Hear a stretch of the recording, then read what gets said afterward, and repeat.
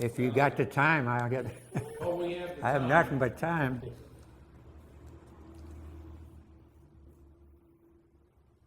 I'll do my thing again.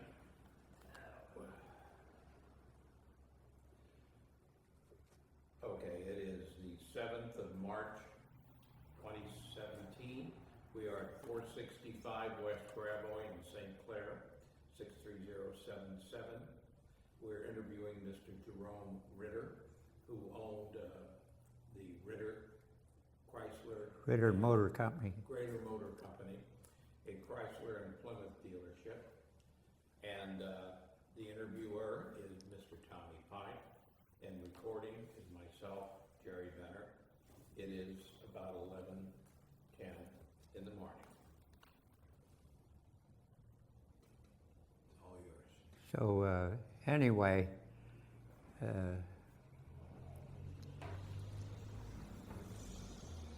I just give everybody here just a little few thoughts about involving Highway 66 as I remembered it. And Highway 66 was just a two-lane highway which generally followed the Frisco Railroad through Missouri, which both were right in front of our garage. Was one of the main means of traveling and shipping for years and years. During and after the Depression, gas stations, motels, restaurants, all types of businesses lined the highway. In most towns, it helped the growth in the area due to all the travelers and their needs. People had to have a place to eat, get gas, have their truck repaired, and a place to sleep. My family moved to St. Clair from St. Louis when I was 2 years old. Art and Viola Ritter was my parents' name. My father lost his job as a union musician.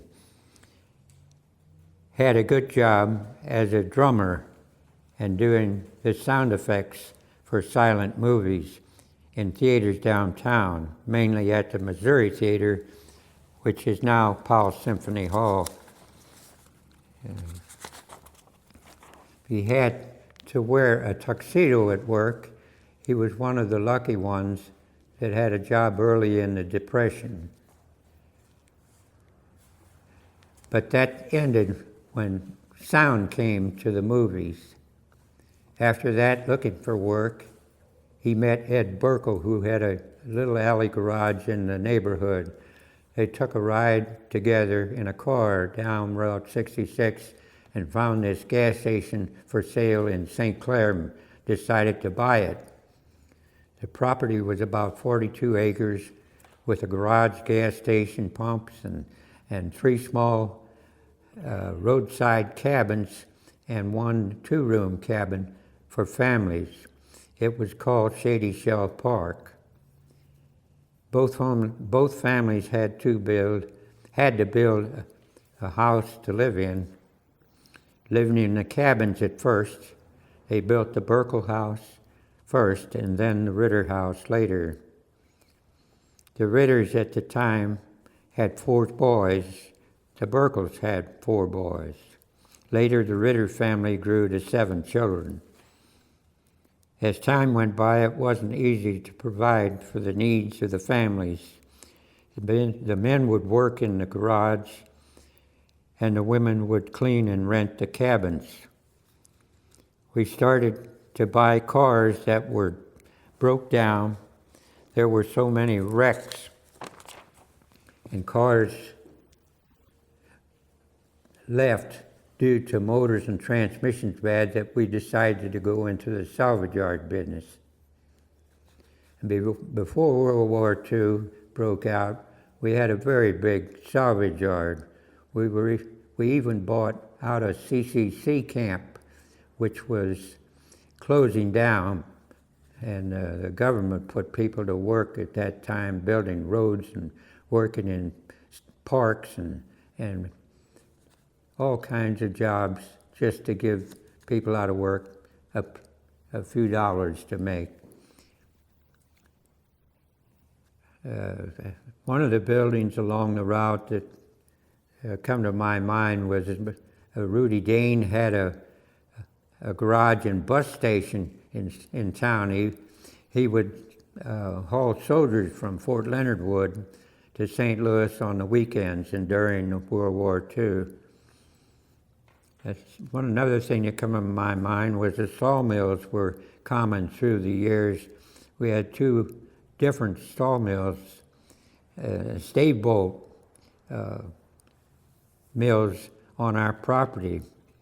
One was owned by the Holt brothers, Charlie, Lloyd, and Walter, and many a load of large trees were shipped on Route 66, and still are. The finished product was shipped to England to make whiskey barrels.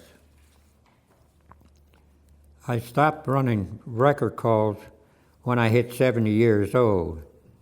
Man, a lot of them wrecks were so bad you don't talk about them. One day a 39 Cadillac coupe came in, was in a head-on collision, and had an Oriental couple that survived the wreck, and we couldn't understand it. And we noticed the car was one of the first cars with seat belts, so I guess that was we surmised that was the reason for them surviving the wreck. There's so many wrecks in those days where the cars had plate glass windows and wire roof with cloths on top of them, and the cars would turn over and people would get terrible injuries from plate glass windows, and their head would get in the roof, and it was just really bad.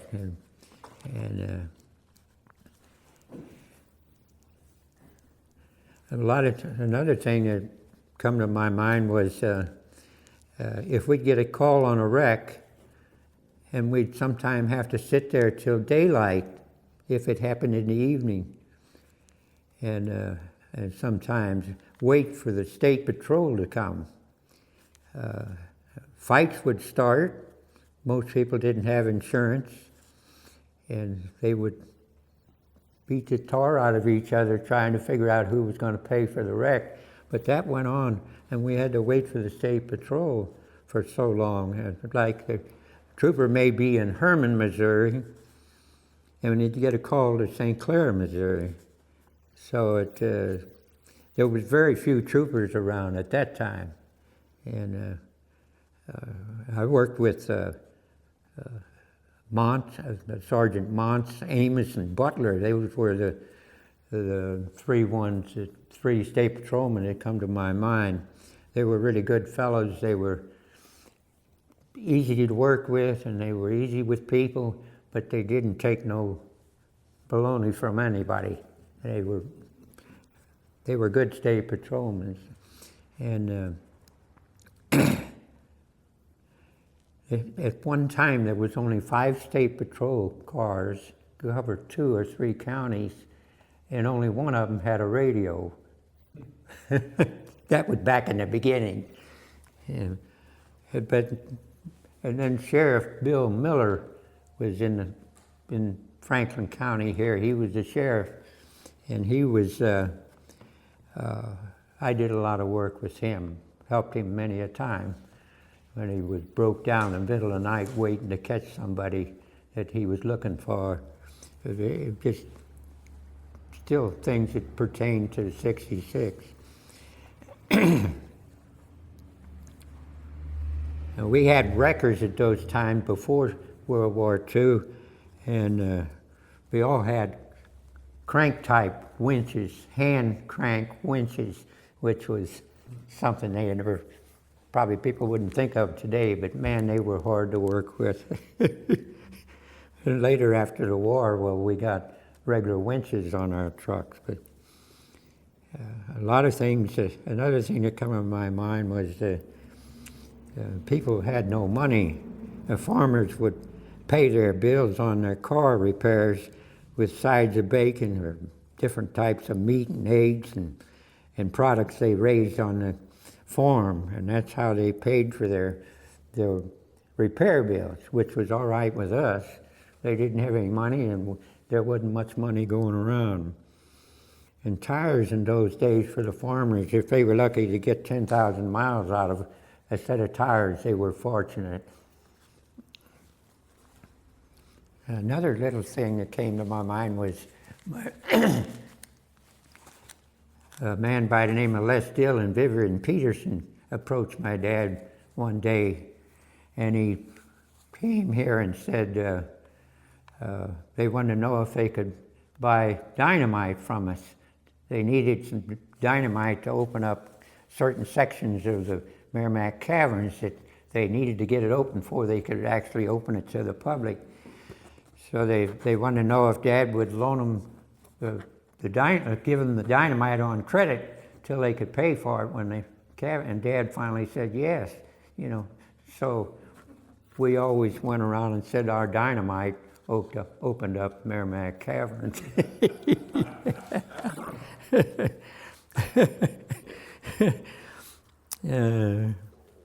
Another thing that came to my mind was in those days we'd get a lot of seasonal crop picking. Mexicans would come through by the truckloads, and my dad they'd come up and they'd think they could all pile out and go into the bathroom, and he stopped them right there and said, no, only one person at a time will be allowed in the building at a time. You can use the bathroom, but only one person is allowed in the building. And they just all got aggravated because they're used to piling in and then walking out. After they left, half the building was gone. I mean, half the stuff in the building was stolen. They were pretty bad for that. But anyway, he would say only one person at a time could enter the building. And it was something that just stuck in my mind. Yeah. But they'd steal you blind.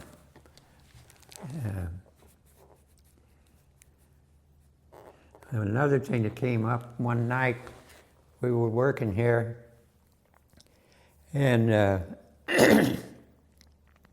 I was standing getting ready to lock up and bring my dad's car and different things in the building and that, and I looked out, but earlier back up there a little bit, earlier that day, there was a man and two young women walked down the highway, and they went by here, and I just happened to notice them.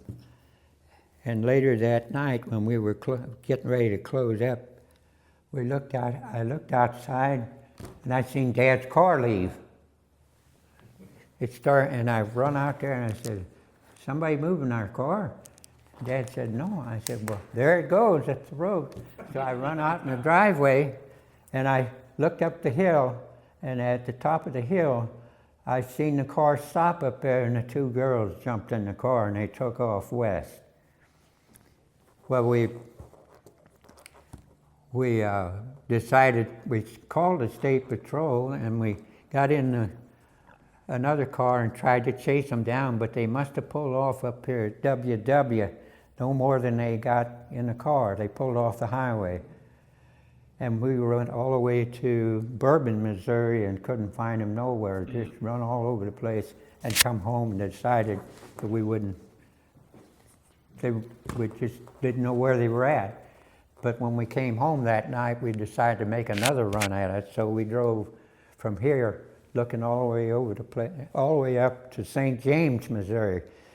So my dad had to go to the bathroom, and we pulled off in St. James, and we stopped across the street from a tavern up there.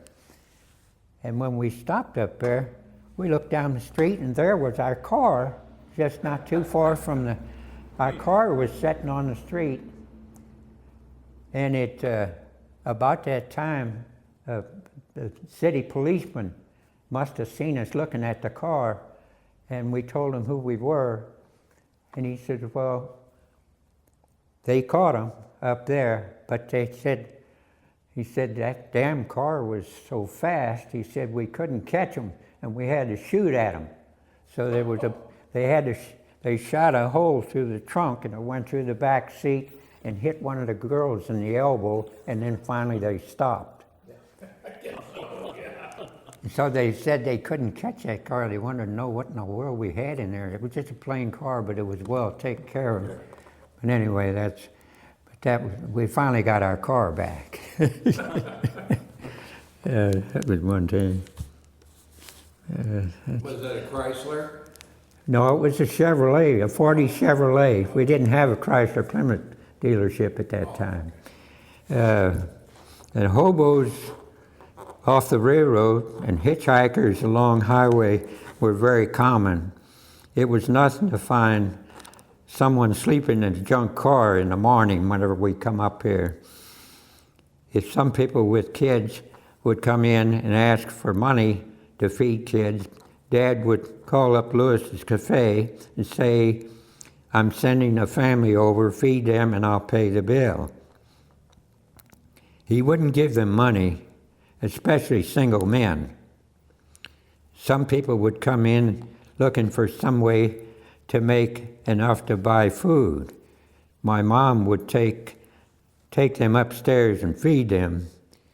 Some were very rough-looking characters. And my dad and brothers were very worried about my mom, but nothing ever happened, and this went on for years. And the roadhouses with bars were common. Just up the hill going west was one called the Black Cat Inn. Then close to Sullivan there was the Green Lantern.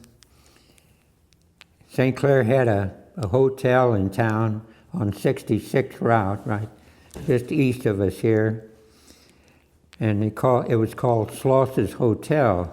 It was a 2-story, good-sized building. After World War II, the American Legion wanted to buy this. My father and 2 brothers were members. We had a very big fundraising party at our garage here with a full band, food, drinks, barbecue, everything you could think of. And cars were parked on both sides of the highway as far as you could see in both directions. The troopers came in to see what was going on, and they found ex-servicemen from World War II were trying to raise money for a Legion home. So they just left, and people talked about that party for years. It was quite a party. But both sides of the highway here was covered with traffic. I mean, couldn't handle the crowd. And one day a train was passing by, and the next thing I know, it derailed. Freight cars piled up on top of each other, went down the bank, and actually tore sections of Route 66 out. And nobody was hurt. Quite a mess. It's a good thing Interstate 44 was just opened. Then the old highway didn't have all that traffic on it. It was fortunate. It just dug the whole pavement of the highway up here, just tore it out.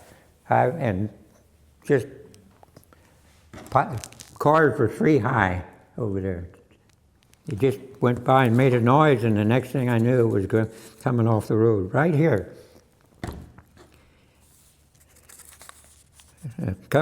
People come by all the time talking, taking pictures of the place, asking questions.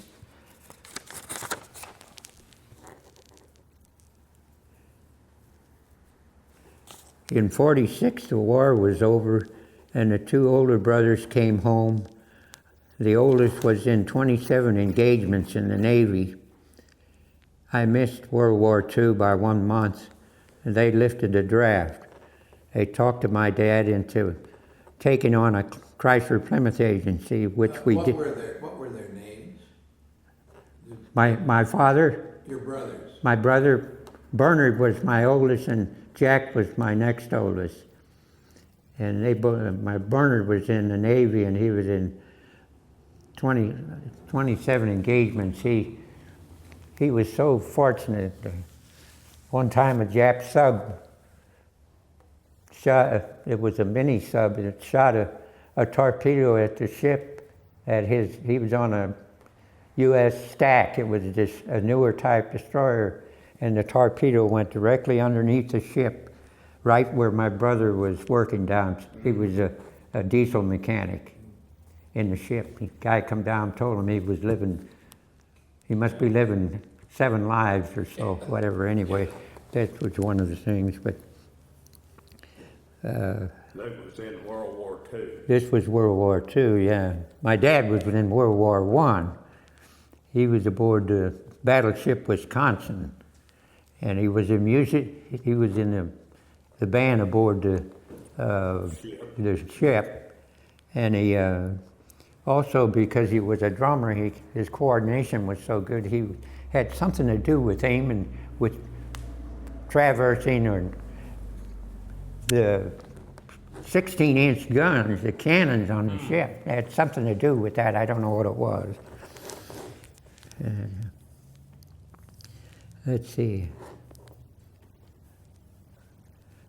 They talked my dad into taking a Chrysler clearance agent, which we did, and but a year after we had it, Chrysler said but a year after that we had it, Chrysler said we had it. Chrysler was going broke in '54. And they said we had to take so many cars, they'd bring them in and make us take the cars, and it was,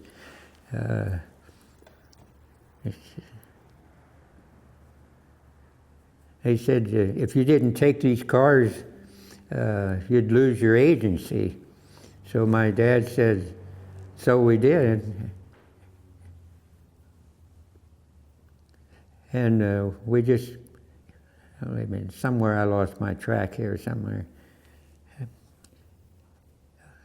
You had to take so many cars. Well, you had to sell them to keep your dealership. Well, we ordered so many cars, but then they started dumping cars on us that we didn't order. And Chrysler was going broke in later part of '53, early part of '54, and my dad just said he wouldn't take those cars, and they said if you didn't take those cars, you could go up and take that sign down, and you'd lose your agency. And Dad said, well, you go up and get that sign, or I'll get it and give it to you. He says, I'm not going broke like you do. If you're going broke, you're not taking me with you. But anyway, that's what happened there, and that was in '54. But while we were a dealer, we had 13 people working here for us, and things were really going great. But after that, they went broke. Well, that was the end of that. And I just mentioned a few of the restaurants and different things along the highway. The Scully's restaurant was next to Skylark Motel up at Highway WW exit west of St. Clair here, and it was a very nice place to eat, which also had some motel rooms. Now that's what is the BFW hall now, isn't it? It's now called the Gappy. It's in the Gappy House. You'd never know it was quite a nice restaurant. It was a very nice restaurant. And on up the road just a little way was the New England Pantry. Was also another fine place to eat. Just west of Scully's, about a half a mile. And farther up the road between here and Stanton was Do Come In on the opposite side of the highway. And Paul Nolenberg was on that's who owned it. And several miles west, they were famous for their catfish meals. And their family still had a restaurant the other side of Sullivan, and it's run by their family even yet today. and that goes way back. So the highway was in this area, was well represented with good eating places. Let's see, money in the late 30s went a long way. My dad received a check for $500 that was given to him to all veterans of World War I by the Germans. They paid off their war debt. On that, he bought a car from the shop here, took the family for a catfish dinner at Duke Inn, and made a trip to on Highway 66 to California and back.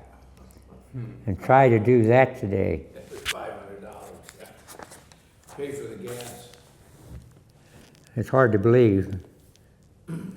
On top of that, he coming back on 66 through the desert. They hit a big sandstorm and the car broke down in the middle of the desert.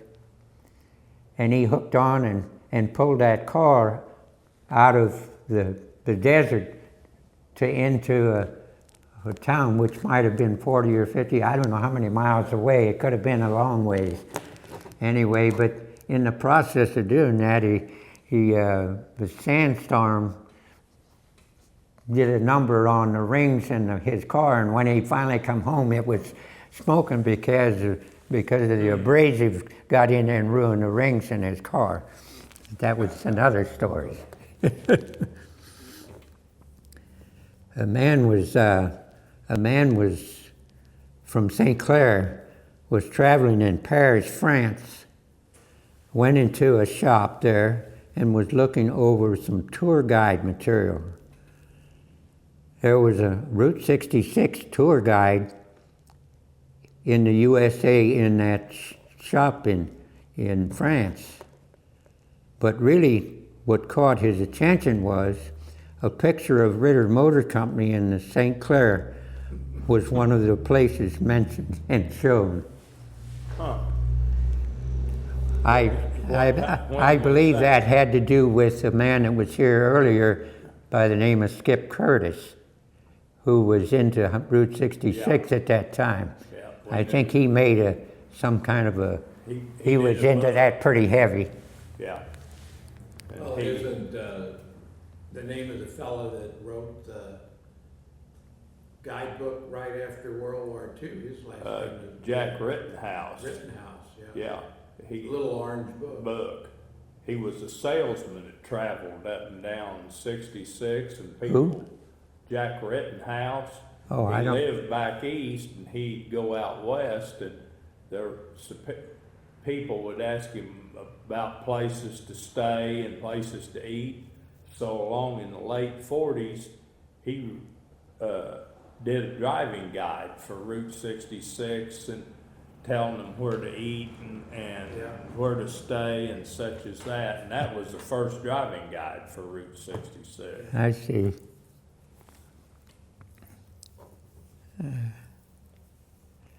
Another story, if you want another story. Yeah.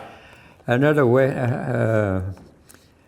day at the shop, a large group of motorcycles came into the driveway. And some fella who looked like Marlon Brando asked me how to get down the road on Route 66. It turned out they were a Harley-Davidson cycle club from Italy touring Route 66, and he was the only one in the group that spoke English. He really looked like Marlon Brando, no kidding. He had that brawl and talk and everything. Sometimes a lot of people traveling still like to visit the small towns and places they remember seeing as a very young person. It brings back memories. And so many people in this country and visitors from other countries are fascinated at the variety of scenery that this route takes them through. That's about all I had. I had a few other things, but We'll go on. Yeah. When did you quit opening the shop?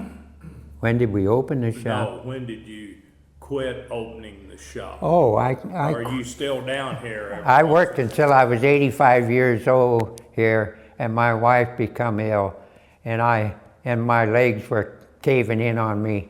My knees were finally getting bad enough to where I couldn't get up and down very well, and I decided to close the place down. That was just 2.5 years ago, something like that. So you're between 87 and 88 then? No, my age? Yeah. No, I'm 88. I'll be 89 in May. Oh. In a couple of months. Yeah, don't push me up. Wow, I don't want to get up there. You won't get there any faster. Oh no, I tell you, they're going by fast enough the way it is. Yeah, When this was a dealership, them double doors right there, is that how you brought the new cars in? Right, yeah. And you parked them in here on? Yeah, we could get 3 cars in here, a Chrysler and 2 Plymouths, believe it or not. But that section of the building, that section of desks there wasn't there at the time. But all this, my brother designed this and built that. That was your parts counter? Yeah, and everything? yeah, parts counter. Yeah, So which sold better, Plymouths or Chryslers? I'm sorry? Which sold better, more Plymouths? This was a farm community. This was a Plymouth Right. Area, more or less. We did sell New Yorker to Vivian Peterson's wife, the one that run Meramec Caverns later on. We sold an 8-cylinder, and then we sold a Town and Country convertible to a guy with a wood paneling in it, to a guy that runs a glass company in St. Louis that had a place that it was a quail ranch up here on WW. He had his summer home up there, and he come in and we sold him one of those. Convertible? Yeah. The wood side. Yeah, it was a Town and Country. Town and Country, I believe it was, Yeah. convertible. Yeah. That was the top of the line then. It was yeah. all handmade by Chrysler. Had to hire carpenters to build that car. Yeah. Yeah, but it was a Plymouth town. We'd usually get a load of maybe 3 Plymouths and a Chrysler on a load of cars. 4 cars in those days was just about a load. And a lot of times when we were trying to save on that, we would take a load drive up to Evansville, pick up the cars and drive them home. But then they weren't brand new cars when they got here, of course. But that didn't bother the people. They were tickled to death to get them.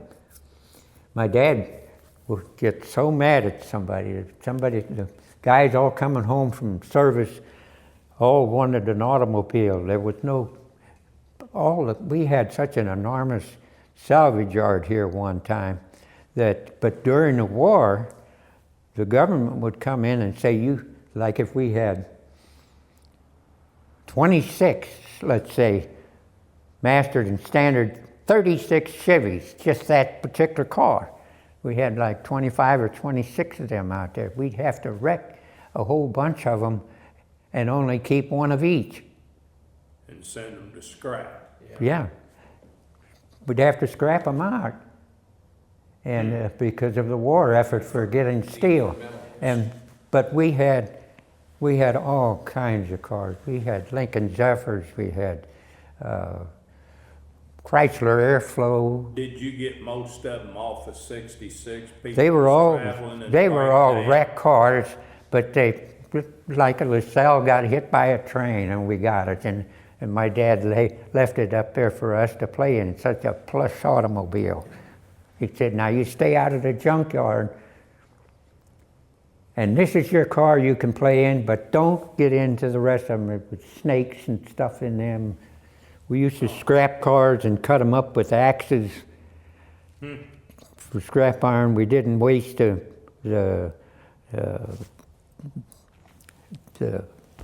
Did you pull the engines and all out of them? welding Yeah. torches, oxygen and acetylene. Yeah, We didn't use a waste cutting that. torch We- to cut them up. We cut the steel with that, and the bodies we'd cut up with axes. Now, where, did you ship the scrap on We the shipped- railroad or? No, we had a guy that drove about two or three times a week to St. Louis down to Leffling Brothers down on the riverfront in St. Louis. That's what his job was. He'd haul them Yeah. there. Yeah, well, he worked here for us, and we just had a truck, and we'd load it up, and he would take the load down there. Yeah. Were there other dealerships around here?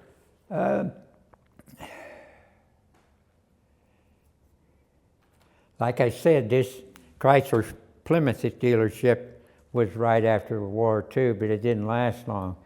Then there actually was, Said Kaiser. I think, Tucker Motor Company, I forget what his first name is. Bill's dad's name was Tucker, but they were originally in St. Clair here. Whether they had a dealership or not, I'm not sure, but they moved to Sullivan and took on a Ford dealership up there on 66 up there. And I don't know of anybody else. So if you lived around here, you were a Plymouth man. I lived here all my life, ever since I was 2 years old. That's what, 80, Surely there were 86 years. Ford and Chevy dealers here in St. Clair, or were they mostly in St. Louis? No, they're mostly in Union and Washington. Union, Sullivan, and Washington all had dealerships, Chevrolet and Ford dealerships. Union had a Pontiac and a Buick dealer, and the Dance brothers at that time had a monopoly on that. Ed Dance had the Pontiac dealership, and Tom Dance had the Chrysler and the Dodge and Plymouth dealership, and let's see, I forget which one of the Dance brothers. The other Dance brother had the Chevrolet and Oldsmobile dealership over there, but they had a monopoly on it. But there was several dealerships over in Union over the years. Ford dealership was not owned by Counts. It was, I forget what the name right now was, but it was on Highway 50. It wasn't on 66. The highway leading from 66 to Union was just a twisted little gravel road at one time. And now it's what they consider. It wasn't even paved then. No, it was a gravel road. And that was back before World War II, way back there. And it was just a twisty little thing around the farm, fields of the farm over there. Went around the property line. Yeah, more or less. But later on, they straightened it all out and blacktopped the road. Well, did Call your it- dad have this, like this showroom, did he build it on after he took the Chrysler I thought Plymouth? I don't know if I mentioned that here or not. I guess I didn't. We took this dealership on in 46, and they came by and they said we had to build a new building or they would take the dealership away from us. Dad says, okay, so a year later we had this building built, and it was quite Even the bays out there where you work stuff, the whole thing was built at the same time. This used to be, see these windows right here? Yeah. That's the opening in the wall. So it's where the windows were from that building. Oh, okay. Everything was built. This was an enormous project for us. My dad put guys to work that didn't have no work coming back from service. And he said, well, I don't know what to do. He said, well, we'll make a bricklayer out of you or something. And that's how he'd take guys and make bricklayers out of them. So this garage door here is that garage door right Right there, yeah. Okay. And then These, you build on the right, this is the windows that you see right Yeah. here. build on this part. We and built this was part on- here. Yeah. And this part was already there when he got the That's deals. what we bought when we first moved out Moved here. out here. And this is what it looked like when we bought it. All this was taken down when this. The gas station. Yes, we took the canopy and the office and everything and took it off. The office was right here yet, but we stripped that off when we Oh. built the new building.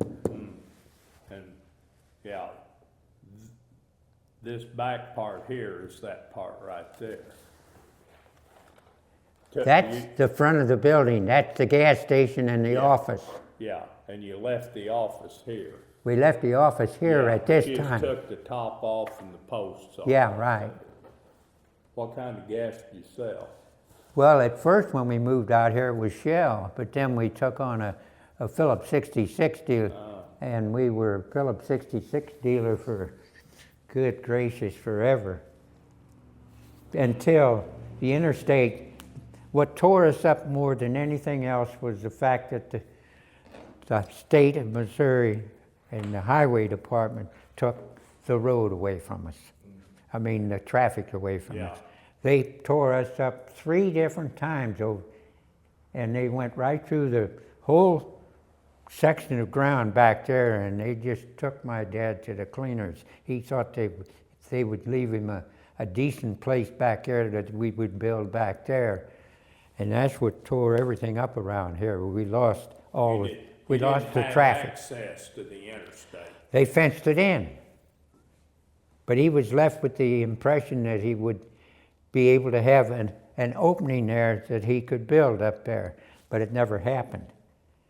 And If I they don't put know, this- he didn't get hardly anything for, Property. they took so many acres, so much ground, it just went right through the center of things.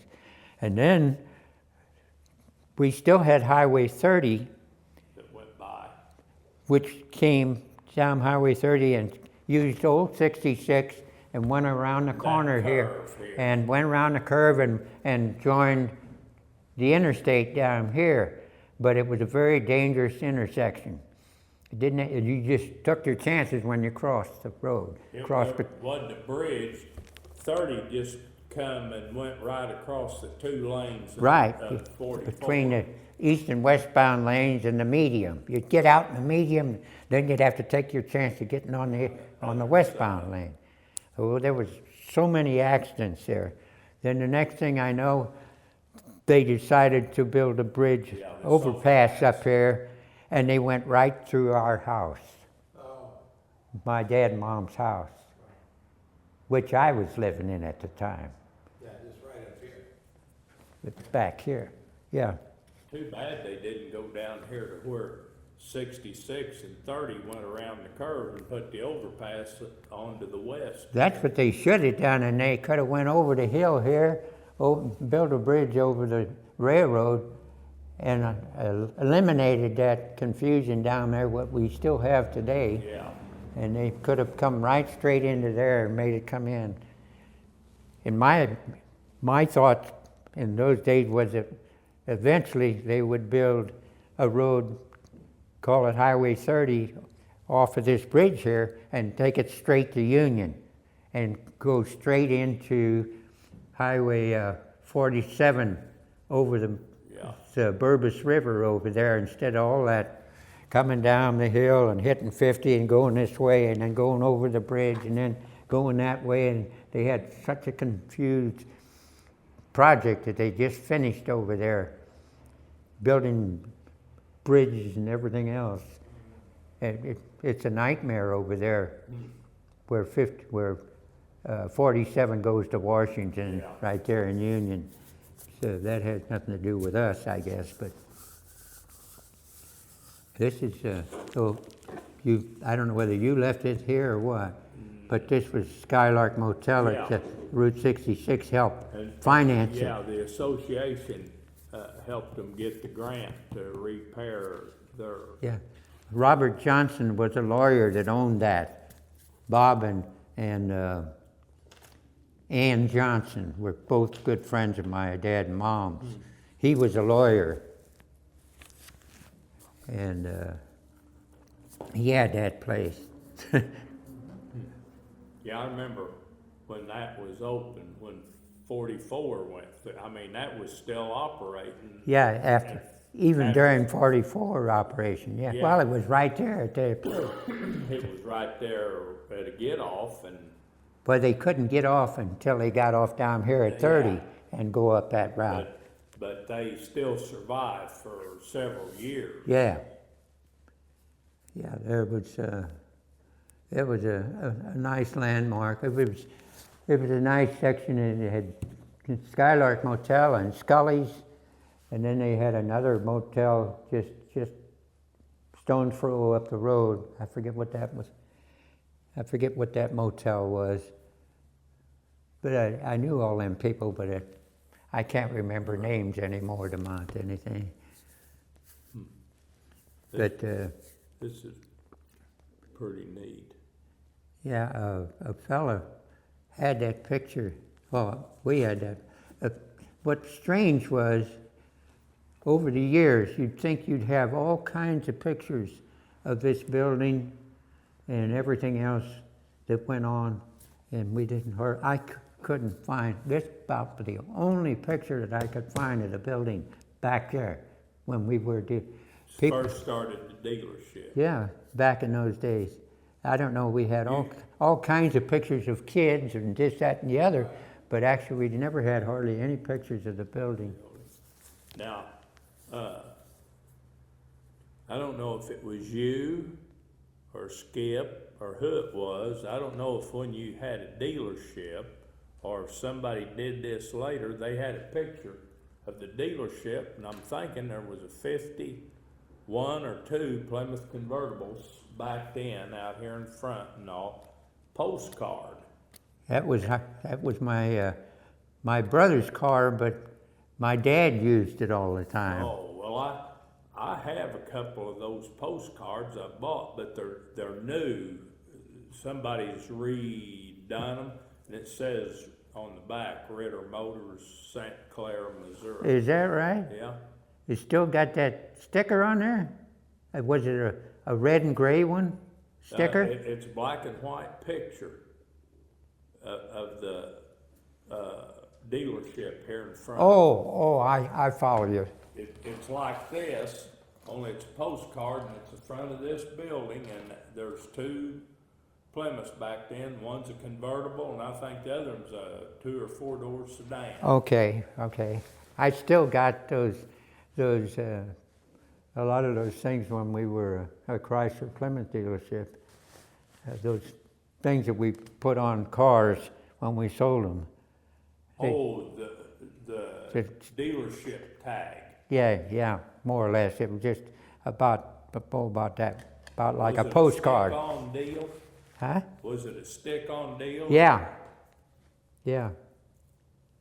Some of them, they drilled them and put a little bitty screw. It was a metal piece, and they'd put 2 screws. Yeah, no, in these it. just stuck right on there. Whenever we sold a car, we would ask them if they wanted that on there, and they said, go ahead, But, They don't ask anymore.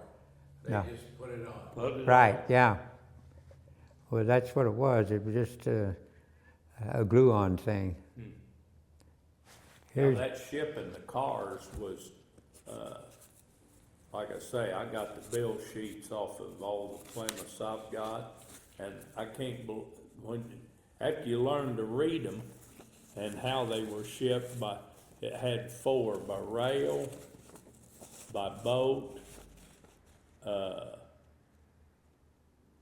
driven, or hauled. And they would circle however the thing was shipped out of the factory. Yeah. And- Was that from Evansville? Yeah. Yeah. I have four Plymouths that was built in Evansville. And then the other two I've got are, I can't pronounce it. It's a factory up by Detroit. And one's a 63 and the other one's a 66. They quit building it at Evansville at a certain point, and then they, I don't know where I'm trying to think of the other main plant up there in Indiana. But anyway, later on, and when they had the Chrysler workers at the Fenton plant down here, Yeah. they cut back on everything, and my son that was just here, he was a worker at Chrysler, and he had to take a job in Kokomo, Indiana, and work at the transmission plant up there. And that's where he worked for years. He had to move and buy a house up there and everything. But Yeah, now then, that's all vacant ground. They tore the plant down. in Evansville? No, in Oh, right in St. Louis, yeah. Fenton. Yeah, in Fenton. Flat as a pancake. Yeah, and there for a while, they had the ground raised up out front, and they'd drive a new car and a new truck out there and set them out there Right. in front. Yeah. Well, now that's just as flat as this Yeah. tabletop. It's just hard. I always thought when they did that they were going to build the new Busch Stadium out there, which I think would have made more sense. Nah, It wouldn't. gotta be in the city, gotta be in the city. Right? But- Got to be in the city. Well, They wouldn't lose that well, revenue. Here's the thing, if it wasn't down on the river front, it'd never flood. Doesn't flood now. Well, it could flood out there on the Meramec, and which it did get, water did get up close to the plant one time, I think. Well, when I worked for the railroad, they hauled a lot of, Rock? the Frisco hauled a lot of cars out of Valley Park. Oh, yeah. Chryslers, I mean, they hauled Oh, yeah. train loads of new cars. Oh, yeah, they'd all go by here. Right here. I could tell when They they go were, right through when things were Springfield. going good, I could see.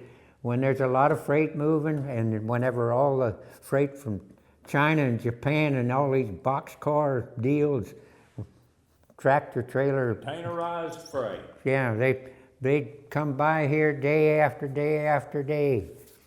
A lot of them was hauling parts, and then for a while they hauled frames for Chevrolet pickups. Oh, yeah, There'd just be whole trains of those just the frames. that hauled those frames, and they were going up here to the GM plant somewhere. Yeah, And I asked somebody, I said, about that, and he said, they've got it set up where they pull those in there, those cars with them frames, and they unload them and put them right. I said, well, they put them in the warehouse. He said, no, they start stacking them off on the assembly line, and said they start building them right there. I I'll be said, there. you mean they don't?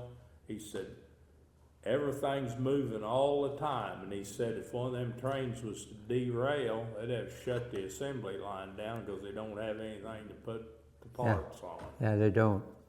That's where they got their They base. don't warehouse anymore.